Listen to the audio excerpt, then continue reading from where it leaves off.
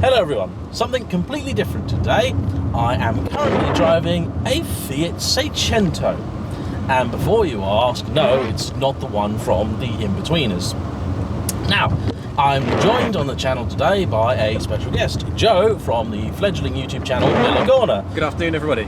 I became aware of Joe's channel, I can't actually remember, I think it was through Steph maybe. Yeah, it was a while back. Yeah, so, and I've been quite enjoying his content because, let's be honest here, the car of choice for the young petrol head of today is not this. It's something like a Fiesta or a Corsa or something more predictable. Something like that. Yeah. And so I salute anybody that does things a little bit differently, and I was quite enjoying watching the channel. Now, if you've been listening to the podcast that I've been doing with James Dean, then you'll have already heard from Joe on there, and you might have seen his hand in the Stratton Motorsport Open Day walk around that we actually filmed yesterday. And weather was considerably nicer. Weather was considerably nicer, and we were really hoping that it was going to be just as nice today, but no, not happening. No. So this is an interesting experience for me. You know what? I'm actually struggling to think of whether this might be my first time driving a Fiat. I don't think you've done it on the channel before. No, I've driven an Abarth, which the review I haven't actually finished that yet. But so I've driven a 595, but I'm not calling that a Fiat for the purposes of this. Your heater works. That's for sure. It's very good. It's very good. So, but I've not. I don't. See, my dad used to have a lot of Fiat stuff. You said he had a Fiat Coupe. Yeah, my dad had 3 Fiat Coupes back in the day. A 16 valve turbo, and a 20 valve turbo. I think at least one of those was a company car, maybe. And he had a lot of Fiat vans. So I've driven a Fiat van, for sure. The dog like that probably would have been. No, the Ducato. Oh, the Ducato. Ah, right. Yeah, okay. the big one. So, yeah, I don't think I've driven. When I bought my Alpha, I was considering a Punto.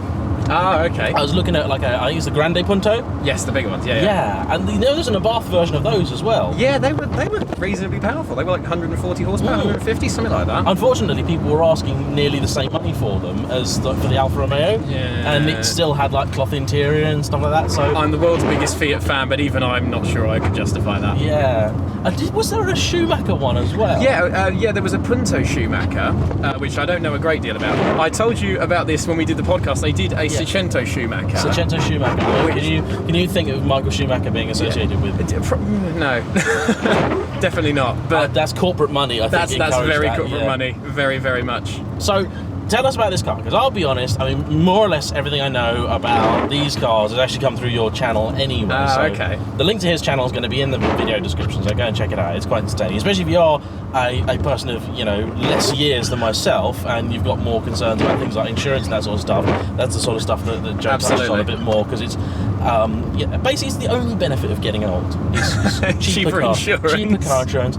Other than that, mate, just grey hairs, your body packs up, it's just not, actually, normally I would go down this road, but because this car is the size of my shoe, I'm just gonna keep going down here. We'll go down the little roads. Yeah, that's what it's for, isn't it? Yeah, absolutely.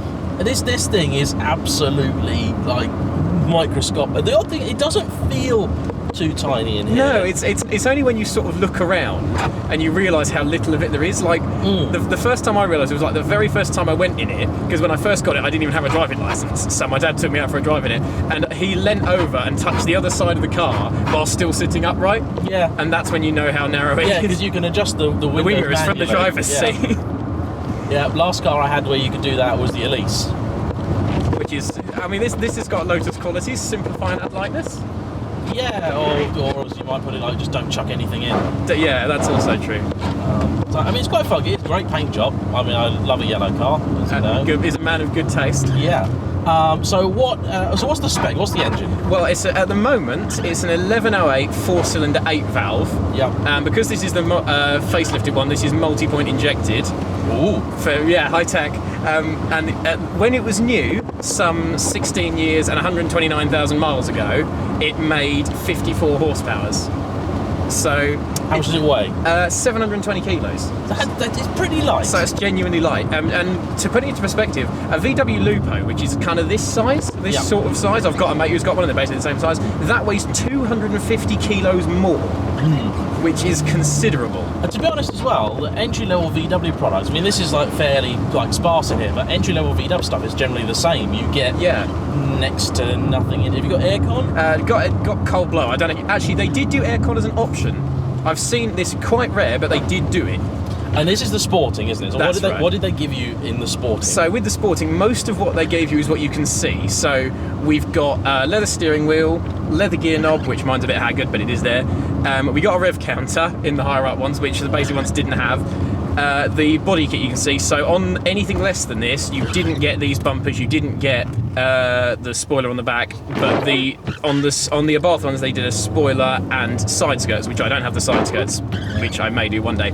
But yeah, so essentially what you got with the Sporting one was a few interior niceties and different paint colours. The yellow, you could have a red, and I think they did like a weird like silver and orange combo thing. That was a bit tasteless, but it was there. So and the only mechanical change was gearbox wise. The gearbox is shorter ratio, sort of shorter throw. The throw is very, very long. I think it is. Yeah, it's a little bit lengthy. I've got used to quite short gearboxes. That's the problem.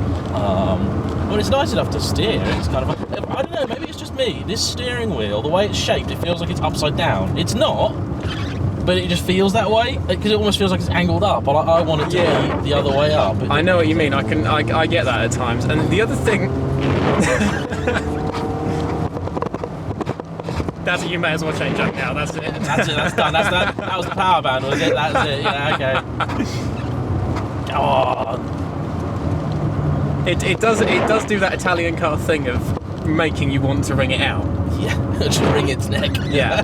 The weirdest thing I'm having to adjust to at the minute, honestly, so I get used to driving cars all the time that have really weird pedal setups. Now, this car has one of the weirdest I've ever experienced. They're really close together, they're really tiny. The throttle pedal, unlike your traditional throttle pedal, which is just kind of straight, it goes straight and then kicks out to the side because the car's so small, they couldn't really get the throttle pedal. If you had any bigger than like size 5 feet, they wouldn't fit. Yeah, I mean, I've actually you know what, today I was going to put just my normal like walking shoes because I'm off late and I'm actually taking a train somewhere. And so I was just going to put my comfy shoes on.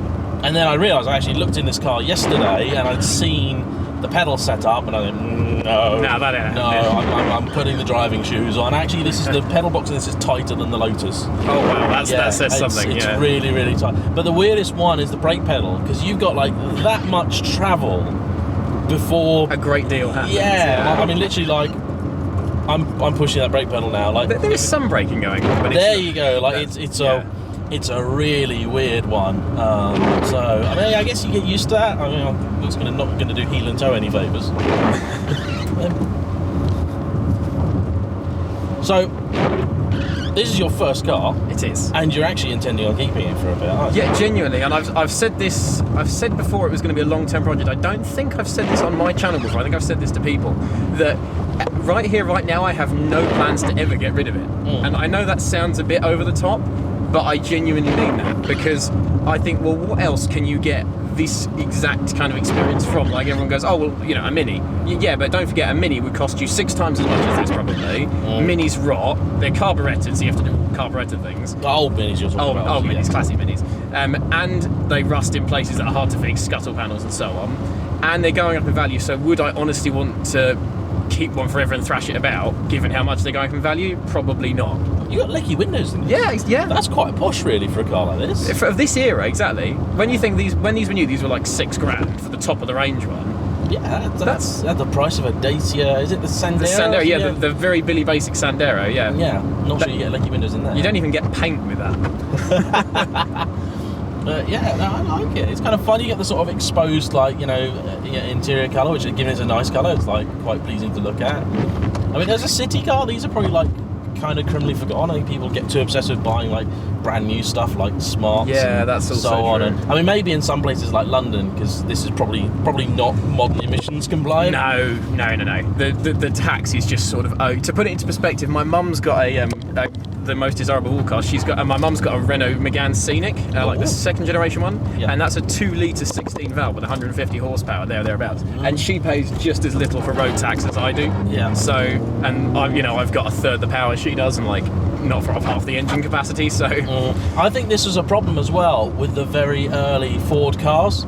Although they were quite, slow, quite modest power outputs, the CO2 figures are really bad on them. Yeah. So the tax is not particularly friendly. If you get one, I think so in the UK, our vehicle excise duty is properly called.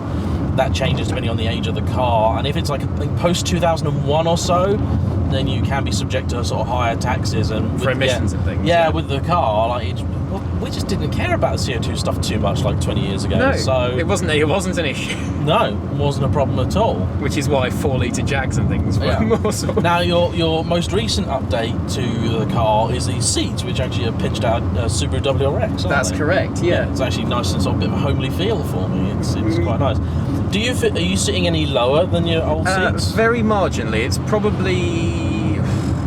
It's maybe an inch or so lower, but that's obviously akin to the fact the actual bases are lower. Yeah. Because in actuality, these are Subaru rails welded onto Fiat rails, so they are physically taller, but the bases are deeper, so you do sit a little bit lower. Okay.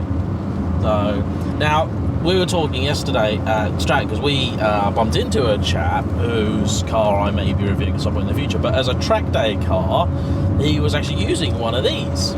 And we were discussing the fact that I think a huge amount of Fiat Parts will bolt right into these. Absolutely. I've already done some of that. Again, like because I've got a build project series going on my channel, the very first one I did this year, I put the front brakes off of a Punto GT Turbo onto this. Yeah. So bigger calipers, the discs are 17mm bigger than the stock ones, and they're they're ventilated 2-piece as opposed to the single-piece standard ones. Yeah. Better pads, and again, they literally were bolt straight on. That's pretty good. Which is nice, and there's a few bits and pieces, like particularly Punto bits, which a lot of them are considerably better than what we get in here. Will just go straight on, no problem at all. Away you go, and Puntos are everywhere, so the parts aren't that hard to come by. Yeah, the scrapyards everywhere as well. Exactly. Yeah. So, what age is the car actually? This particular one's an 02. Okay. Which, when we pulled up the carpet to put the new seats in, I found an actual date from the factory. There's like a sticker on the carpet. Nice. 1st of February 2002 is when this exact car was made. Oh, amazing. So, and how much would someone be having to spend to acquire one of these? Well, if you're willing to go through your Gumtrees and your Facebook classifieds and your eBays and all that kind of stuff, you can pick a half-decent sporting one up, because the sporting's the one you want. There's so little price difference, you may as well get one. Yeah. For about sort of 250 upwards, to 250, 300 upwards. Yeah. And you can pay as much as you want. There is some on eBay for like $2,000. What? Yeah, that's... We have some laughs about that on the Fiat forums. I bet you do. For people who seem to think they're collectible. But, yeah, they are super, super cheap to get into. That's the other bonus. And the parts are next to nothing. Yeah, and cheaper to insure. Super cheap to insure. Because they're a bit unusual. That's the kind of thing. If you're young and you're watching the channel and you're thinking about insurance, maybe you don't have a car yet, or you're thinking about changing something, like, you have to play insurers at their own game. They work on statistics, and basically they look at how many of whatever type of car do young people crash. Absolutely. How many of your peers have put one of these in a hedge? When it comes to especially something like Clios. Oh, definitely. Like if you want to buy, you could buy a Clio 182 for like the same money almost. Similar kind of. That's only a 170. Yeah. So you've got $1,000, let's say. Yeah, that's fair. You buy one of those happily. Might need some work done, but anyway, you can buy one of those. Insuring it though, no, not going to happen. Now, I'm not trying to pretend that this is going to be like a Clio 172 rival. That's just not happening. But you could buy it and run it, and if you are, let's be honest here. Like sometimes you need cheap motoring. Absolutely. Just need cheap motoring that just kind of does its job. And then, because we were even talking about the fact that you actually, obviously you're declaring all your mods and stuff, and actually it's still not that expensive. Really cheap to insure. Yeah, so, and if you do want to get a car that you can kind of chop and change around and do stuff with, you're like, well, play with some bits. Because can you drop the Punto engine straight in? Yes, there are certain Punto engines. You can do the 1.2 8 valve, which was the Punto of this era. Yeah. If you're willing to do a bit of wiring work, you can do a 1.2 16 valve, which gives you like getting on for twice the power, so that's probably worth doing.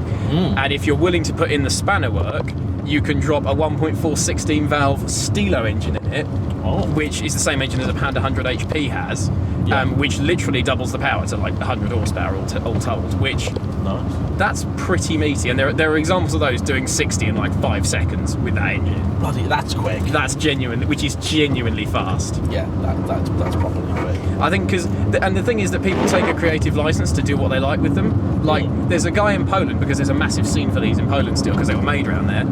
Humpback Bridge.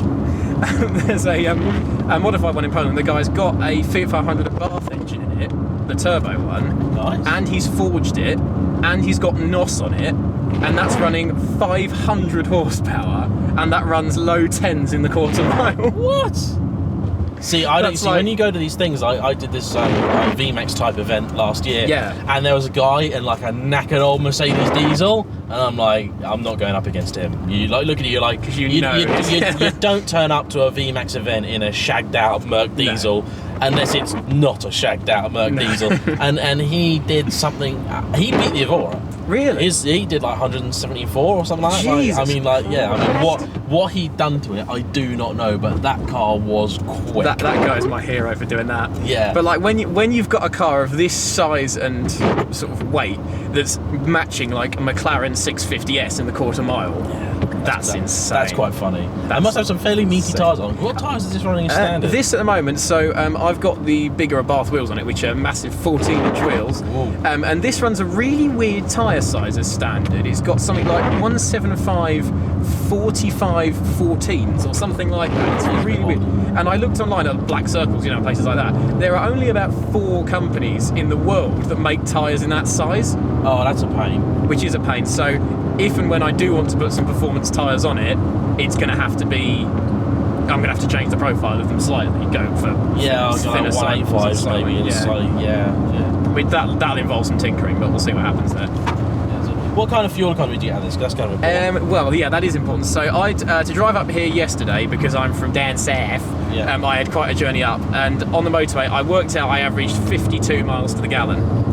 Come on! Yes! Yes! Victory for the Seicento! Yes! There we go, there's some poke there. Yeah. So yeah, 52 miles to the gallon, which I'm very happy with. I think that's really decent. 50's good. 50's very solid. For an old sort of petrol engine, that's pretty decent. That's not it's not a... Oh, there's a poor chap in a Starlet broken down. Starlet? That was a really old Starlet. That was like a poor chap. Which I suppose, seeing that raises the question of reliability as well. Yeah, because it is a Fiat. It is, and again, I know you... Fools. What is it? Yesterday, someone tried to write the Evora off. Yep. This woman ran a red light. As I was leaving Stratton, this woman ran a red light and nearly took the front of my car at off. about 40 miles an hour. Yeah. I've never seen a closer near miss in my life. That was mate, it's better trouser time. Right? Exactly. This is quite low. Yeah.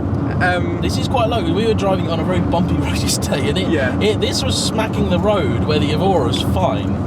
Yeah, so the thing is, at the moment, one of the things that it's got 35mm lowering springs on it, which in reality are more like 40mm. And the problem with them is, and I'm not entirely happy with them at the moment, because it's weird. They're quite stiff on the rebound, as you can probably tell, but as you could also probably tell, not so stiff in the corners, not actually holding it upright that much. So that could be down to the fact I've got basically standard shocks on here.